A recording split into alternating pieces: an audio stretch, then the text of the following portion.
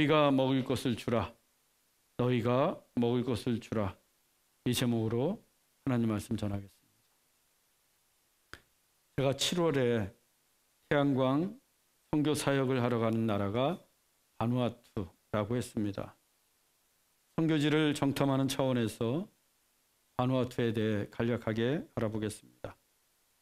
이 바누아투는 1744년부터 영국과 프랑스의 식민지가 되었는데 그때는 뉴 헤브리디스라는 국호로 불렸습니다.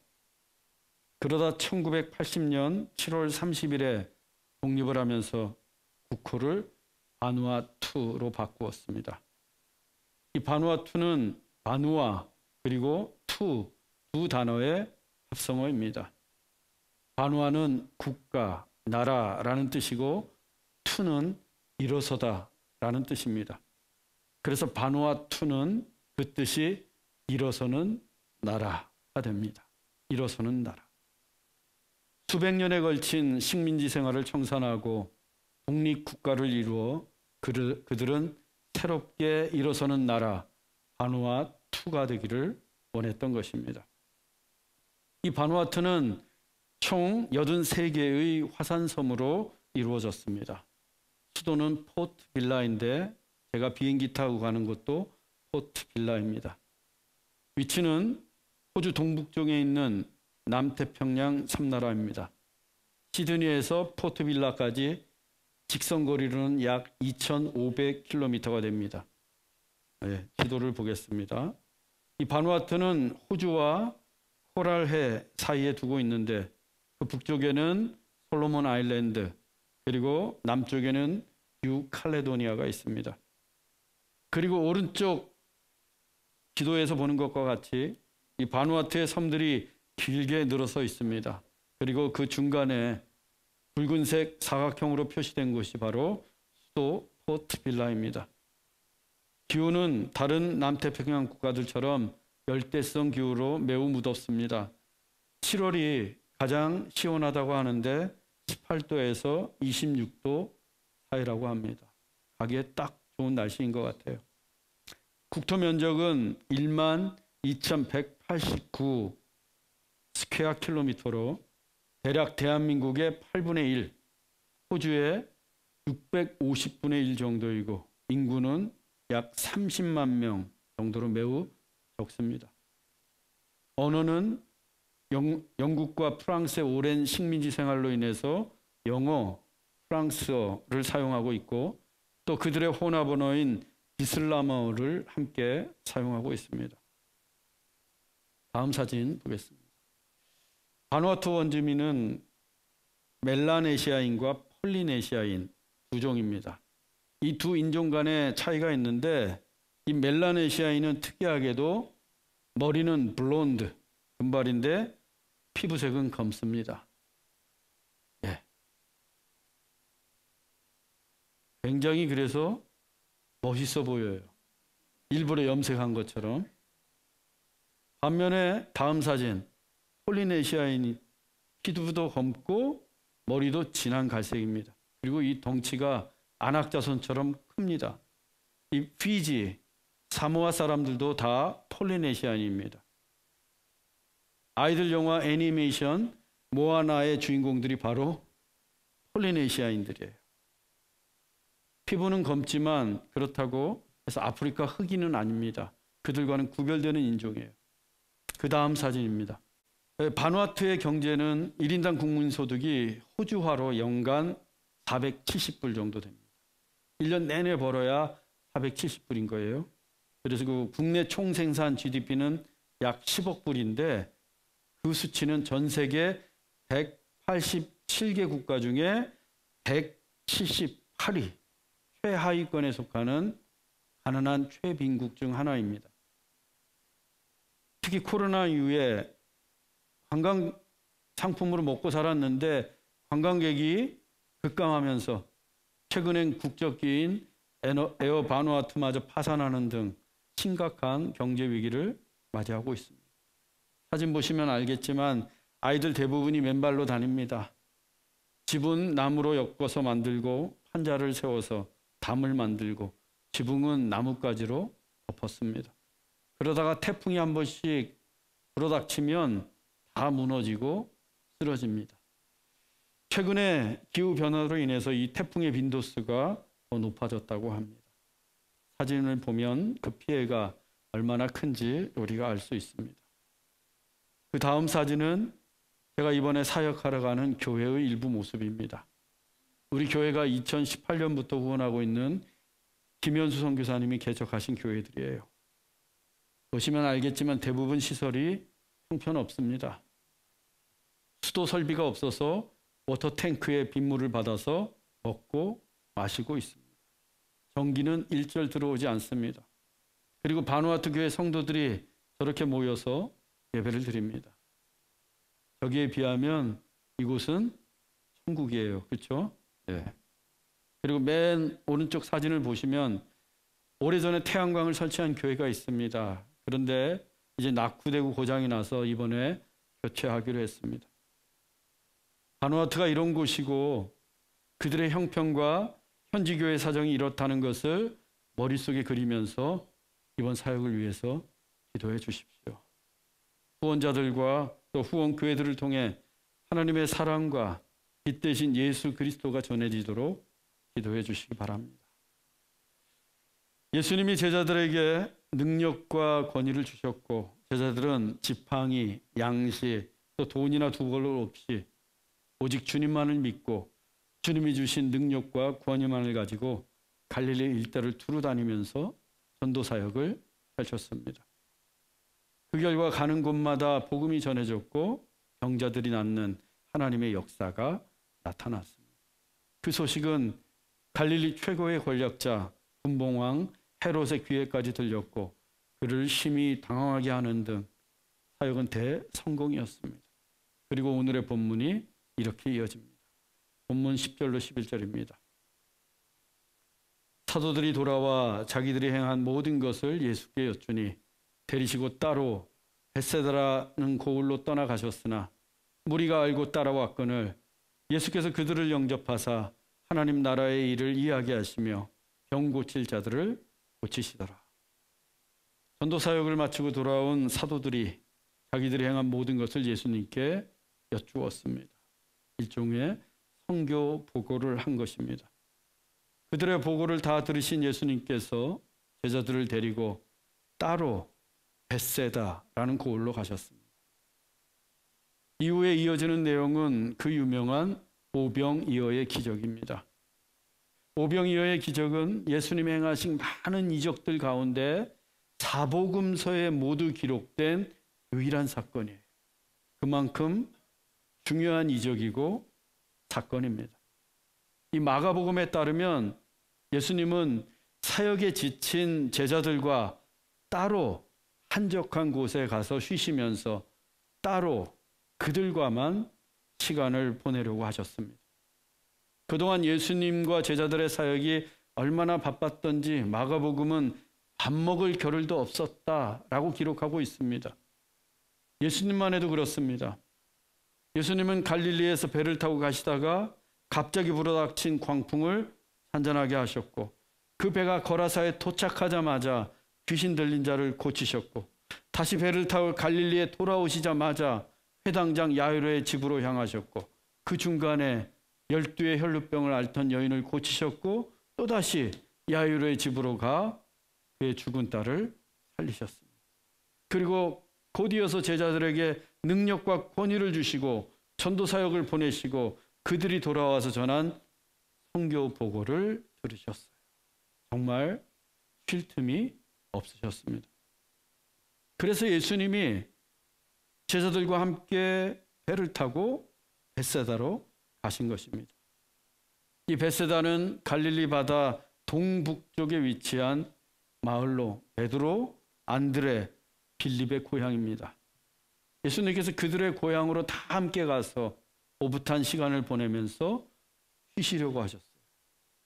그런데 사람들이 예수님을 가만두질 않습니다. 이 마가복음에 의하면 예수님이 제자들과 함께 배를 타고 가실 때 그 배의 행선지를 알고 무리들이 지름길로 달려가서 벳세다 선착장에 먼저 도착해 예수님 일행을 딱 하고 기다리고 있었습니다. 열심도 이런 열심이 없어요. 예수님은 배를 타고 가시는데 그들은 달려가서 예수님을 기다립니다. 얼마나 열심입니까? 얼마나 간절합니까? 분명 예수님과 제자들은 많은 사역으로 인해 지치고 피곤하셨습니다. 따로 한적한 곳에 가서 쉬어야 할 만큼. 그런데도 예수님은 자기를 찾아온 무리들을 외면치 않으셨습니다. 그들의 열심과 간절함을 모른 척하지 않으셨어요. 예수께서 그들을 영접하사. 예수님은 몹시도 피곤하셨지만 조금도 싫은 내색 없이 그 무리들을 영접, 환영에 맞으셨습니다. 마가복음은 그들이 목자 없는 양 같아서 예수님이 불쌍히 여기셨다라고 전하고 있습니다. 예수님은 오히려 그들을 불쌍히 여기시면서 그들을 따뜻하게 맞아주신 것입니다. 그리고 하나님 나라의 복음을 전하시고 병자들을 고쳐주셨습니다. 여러분, 우리가 열심히 주님을 찾으면 주님은 언제나 우리를 영접해 주십니다. 아무리 주님의 사역이 바쁘고 또 피곤하셔도 사실 지금은 하늘에 승천해 계신 주님은 전혀 피곤치 않으세요. 중요한 것은 우리가 간절히 열심히 주님을 찾으면 주님은 우리를 만나주시고 영접해 주신다는 겁니다. 여러분, 지금 내 영혼이 목자 없는 양같이 갈급하십니까? 내가 나를 봐도 정말 불쌍합니까? 육신이 병들고 마음이 천근만근 무거우기만 하고 인생의 고난이 많습니까? 주님을 찾으십시오. 열심히 간절히 찾으십시오. 수고하고 무거운 짐진 자들아, 다 내게로 오라. 내가 너희를 쉬게 하리라. 분명 주님께서 여러분의 영혼에 성령의 단비를 내리시고 여러분의 질병, 문제, 근심, 걱정, 염려 다 해결해 주시고 여러분에게 참된 평안과 안식을 허락해 주실 것입니다. 예수님의 사역이 길어졌고 해도 저물어 갑니다. 본문 12절입니다. 날이 저물어 가매 12 사도가 나와 여짜오되 무리를 보내어 두루 마을과 촌으로 가서 유하며 먹을 것을 얻게 하소서. 우리가 있는 여기는 빈들이니이다. 날이 저물어 가자 제자들이 걱정이 되었어요. 왜? 사람들이 너무 많아요. 보기만 해도 막 마음에 부담이 됩니다. 그래서 예수님께 나와서 한 가지 제안을 했어요. 무리들을 마을로 그리고 촌으로 보내서 거기 유하면서 먹을 것을 얻도록 하자는 겁니다. 왜냐하면 지금 예수님과 그들이 있는 곳이 빈들이었기 때문에. 빈들은 먹을 것도 없고 마실 물도 없는 광야입니다. 거할 처소도 없어요. 따라서 12 사도가 무리들을 마을과 촌으로 보내어서 그곳에 유하게 하면서 먹을 것을 얻도록 하자는 제안은 매우 이성적이고 합리적인 제안입니다. 날이 저물어서 이제 식사할 때가 되었는데 빈들에 아무것도 없어요. 그 많은 무리들이 다 먹으려면 서둘러 마을로 가서 마을로 보내서 사 먹도록 해야 합니다. 그래서 사도들이 했던 제안은 너무도 당연한 거예요. 그런데 예수님께서 전혀 뜻밖의 말씀을 하십니다. 본문 13절입니다. 예수께서 이르시되 너희가 먹을 것을 주라 하시니 여짜오되 우리에게 떡 5개와 물고기 2마리밖에 없으니 이 모든 사람을 위하여 먹을 것을 사지 아니하고서는 할 수 없사옵나이다 하니. 예수님은 제자들에게 너희가 먹을 것을 주라 라고 말씀하셨습니다. 너희가 먹을 것을 주라. 사람들을 마을로 보내지 말고 그 굶주린 사람들에게 너희가 먹을 것을 주라. 그러자 제자들은 우리에게 떡 5개와 물고기 2마리밖에 없습니다. 이 사람들을 다 먹이려면 마을로 가서 먹을 것을 사와야 합니다. 그렇게 대답합니다. 이어지는 본문에 따르면 지금 그곳에 모인 무리들은 남자만 5천 명이에요. 그러면 여인과 아이들을 합치면 좋기 10,000명이 넘습니다. 떡 5개와 물고기 2마리는 당시에 도시락 1인분이에요. 딱 도시락을 챙겨왔어요, 누가. 그걸로 그 많은 사람들을 먹이기에는 어림도 없습니다. 또 1만 명이나 되는 사람들의 먹거리를 사오는 것, 그것도 문제예요. 촌에 가봐야 그 10,000명 먹을 음식이 있기는 한지. 그래서 사실 제자들의 이 대답은 그들을 먹이는 게 불가능하다는 말이었습니다. 예수님은 너희가 먹을 것을 주어라 라고 말씀하셨는데 제자들은 불가능합니다 라고 대답한 거예요. 아니, 우리 보고 먹을 것을 주라고요? 우리에겐 떡 5개와 물고기 2마리뿐인데 사람들은 저렇게 많은데 지금 빈들에는 먹을 게 없습니다. 아무것도 없어요. 고작 떡 5덩이와 물고기 2마리뿐입니다. 사람들은 10,000명이나 되는데 제자들은 너희가 먹을 것을 주라는 예수님 말씀이 황당할 수밖에 없습니다. 그런데 그 빈들에 누가 계십니까? 예수님이 계십니다. 그것이 아무것도 없는 빈들이지만 디나미스, 초월적인 능력과 권위의 주인이신 예수님이 계십니다. 그 예수님께서 너희가 먹을 것을 주라 라고 말씀하셨다면 믿음을 갖고 있던 제자들이라면 주님께서 지금 무슨 큰일을 행하시려나 보다 라는 기대감을 가지고 있었어야 합니다. 지금껏 예수님이 얼마나 큰일을 행하셨습니까? 갈릴리의 사나운 광풍을 말씀 한마디로 잔잔케 하셨습니다. 거라사의 귀신도 말씀 한마디로 내쫓으셨어요. 12의 혈루병을 앓던 여인도 고쳐주셨고 죽은 야이로의 딸마저도 살리셨습니다. 제자들은 그 모든 기적과 표적을 다 목도했어요. 자기들 두 눈으로 분명히 보았습니다. 그리고 주님이 주신 능력과 권위를 가지고 자기들도 귀신을 제어하고 병자들을 고쳤어요.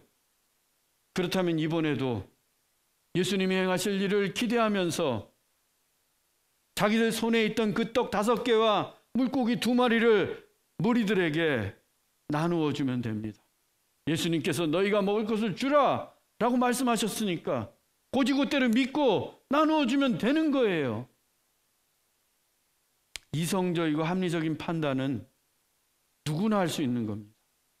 누구나 할 수 있는 거예요. 그거는 가르쳐 주지 않아도 다 할 수 있는 겁니다. 저 무리들을 마을로 보내어 먹을 것을 얻게 하소서. 누구나 할 수 있는 말이에요. 누구나. 그건 믿음이 아니에요. 그냥 누구나 할 수 있는 일이지. 믿음은 예수님의 존재를 믿는 겁니다. 예수님이 지금 나와 함께 하신다는 걸 믿는 거예요. 아무것도 없는 빈들에서 예수님이 행하실 일을 기대하면서 그분의 말씀대로 먹을 것을 나누어 주는 것, 그것이 믿음입니다. 하지만 그들은 떡 5개와 물고기 2마리만 바라볼 뿐 아무것도 하지 않았습니다. 그때였습니다. 본문 14절로 16절입니다. 이는 남자가 한 5,000명 되밀어라. 제자들에게 이르시되 때를 지어 한 50명씩 앉히라 하시니 제자들이 이렇게 하여 다 앉힌 후 예수께서 떡 5개와 물고기 2마리를 가지사 하늘을 우러러 축사하시고 떼어 제자들에게 주어 무리에게 나누어 주게 하시니. 먼저 예수님은 제자들에게 무리들을 50명씩 앉히라고 하셨습니다. 무슨 빈들, 광야라고 했습니다. 애굽을 나온 이스라엘 백성들이 광야에서 보낸 세월이 40년입니다. 그때부터 이스라엘은 50명씩 수를 세는 것이 전통적인 방식이 되었습니다. 예수님께서 빈들에서 무리들을 50명씩 앉히신 것은 그 옛날 그들의 조상이 아무것도 없는 빈들에서 하늘의 만나를 먹었듯이 그들로 하여금 지금 오늘 새로운 만나를 기대하라는 의미였습니다. 보라, 오늘 그 옛날 하늘에서 만나가 내리듯 할 것이라. 제자들이 예수님이 말씀하신 대로 무리들을 50명씩 앉혔습니다. 그러자 예수님께서 떡 5개와 물고기 2마리를 가지고 하늘을 우러러 축사를 하십니다. 그리고 떡과 물고기를 떼어 제자들에게 주시면서 무리들에게 나누어 주라고 하십니다. 결과적으로 너희가 먹을 것을 주라. 제자들이 무리들에게 먹을 것을 주도록 하신 거예요. 예수님이 직접 주실 수도 있었습니다. 그러나 너희가 먹을 것을 주라. 그런데 본문을 가만히 보면 한 번의 기적이 이루어진 게 아닙니다. 예수님이 오병이어를 가지고 축사하시자마자 그 즉시 10,000명이 먹을 수 있는 양으로 부풀어 오른 게 아니라는 거예요. 떼어 제자들에게 주어 무리에게 나누어 주게 하시니 예수님이 먼저 떡 5개와 물고기 2마리를 12제자에게 떼어 주셨습니다. 그리고 제자들에게 그 뗀 것을 무리에게 나누어 주라고 말씀하십니다. 이때 우리말 주다로 번역된 헬라어 동사 에디두의 시제는 미완료입니다. 헬라어 동사 미완료 시제는 끝나지 않은 동작, 계속되는 동작을 표현한다고 했습니다. 즉 떡을 떼어 나누어 주는 동작이 끝나지 않고 계속 되었다는 의미입니다. 그 결과가 어떻게 되었습니까? 본문 17절입니다. 먹고 다 배불렀더라. 그 남은 조각을 12바구니에 거두니라. 그 많은 무리들이 다 배불리 먹었다고 합니다. 게다가 남은 조각만 해도 12바구니나 됩니다. 그 장면을 머릿속에 한번 그려보십시오. 해가 지는 어둑어둑한 벳세다의 빈들입니다. 10,000명이나 되는 무리들이 50명씩 앉아 있습니다. 예수님이 떡 5개와 물고기 2마리를 가지고 축사를 하시고 먼저 떼어서 제자들에게 주십니다. 그리고 제자들이 그 받아든 것을 다시 떼어서 무리들에게 나누어 줍니다. 그 동작이 미완료, 끝나지 않고 계속됩니다. 제자들이 떡과 물고기를 계속해서 떼어주기 위해서는 그들의 손에 떡과 물고기가 계속해서 남아 있어야 합니다. 그래야지 이게 계속해서 나누어 주죠. 즉 제자들이 그 떡을 떼어도 그 손에서 줄어들지 않은 겁니다. 물고기를 나누고 또 나누어도 없어지지 않는 거예요. 떼면 손에 또 있고 나누면 손에 또 생깁니다. 10,000명이 배불리 먹을 수 있을 때까지 12바구니에 차고 넘칠 때까지 떡과 물고기가 계속해서 그들 손에 생겨난 겁니다. 이것이 나눔의 신비입니다. 나눔의 기적입니다. 기적은 다른 데 있지 않습니다. 우리의 것을 나눌 때 시작됩니다. 왜 내 삶에서 기적이 나타나지 않을까? 나누지 않기 때문에. 그것이 비록 오병이어처럼 아주 작은 것이라 할지라도 내게 있는 것을 누군가와 나눌 때 하나님께서 축사하시고 기적을 일으키십니다. 10,000명이 모인 빈들에서 떡 5개와 물고기 2마리는 도시락 1인분이라고 했습니다. 그걸 혼자서 먹었다면 아무 일도 일어나지 않았어요. 그냥 저 혼자 배부르고 말았을 겁니다. 하지만 누군가는 그 배고픔을 참으면서 오병이어를 나누자 기적이 일어났습니다. 혼자가 아니라 10,000명이 먹을 수 있게 됐습니다. 그리고도 12광주리가 남았어요. 제자가 12명인데 12광주리가 남았다면 그걸 무엇을 의미하겠습니까? 그동안 사역하느라 밥 먹을 겨를도 없었던 제자들의 몫이에요. 주님이 자기의 것을 떼어 나누어 준 그 제자들의 몫까지 챙겨주신 것입니다. 하나님은 우리를 통해 이 세상의 고통과 상처를 치유하길 원하십니다. 하나님은 우리를 통해 이 세상의 굶주림과 목마름을 해결하길 원하십니다. 그렇다고 하나님이 우리에게 뭘 대단한 걸 요구하시는 게 아니에요. 떡 5덩이와 물고기 2마리, 딱 1인분입니다. 우리 각자가 한 끼 먹을 수 있는 양이에요. 근데 그걸 나누면 하나님이 축사하시고 기적을 일으키십니다. 매일 나누면 매일 기적이 일어나는 거예요. 교회가 세상을 새롭게 하고 치유하는 원리도 여기에 있습니다. 나눔입니다. 우리의 오병이어를 나누는 거예요. 이번에 바누아투도 우리의 오병이어를 나누기 위해 가는 겁니다. 하나님이 축사하시고 기적을 일으키실 것입니다. 우리 교회에 또 후원한 손길을 12광주리로 축복하실 것입니다. 우리가 어릴 때 불렀던 복음성가 중에 사랑은 참으로 버리는 것이란 찬양이 있어요. 그 가사 중에 이런 내용이 있습니다.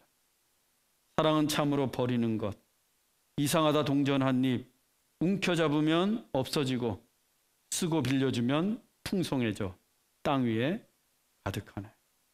가사가 참 극단적이에요. 사랑은 참으로 버리는 것, 나누어 준다는 의미입니다. 그리고 동전 한 입을 내가 꾹 움켜잡고 있으면 그대로 있는 게 아니라 없어진대요, 이상하게도. 그렇지만 그 동전을 남에게 쓰고 빌려주면, 즉 나누어 주면 풍성해지고 땅 위에 가득하다고 합니다. 이상하게도. 기적이 일어난 거거든요. 오병이어의 기적이 생각나게 하는 찬양입니다. 내 손에 있는 것을 움켜잡아봐야 오병이어 한 끼 식사뿐입니다. 하지만 그 한 끼를 나누면 풍성해져서 모두가 배불리 먹고도 내 손에 12광주리로 가득해집니다. 얼마나 놀라운 기적입니까? 우리가 살면서 그 기적을 체험하며 살아야 하지 않겠습니까? 사랑하는 형제자매 여러분, 오병이어라고 해서 다 똑같은 오병이어가 아닙니다.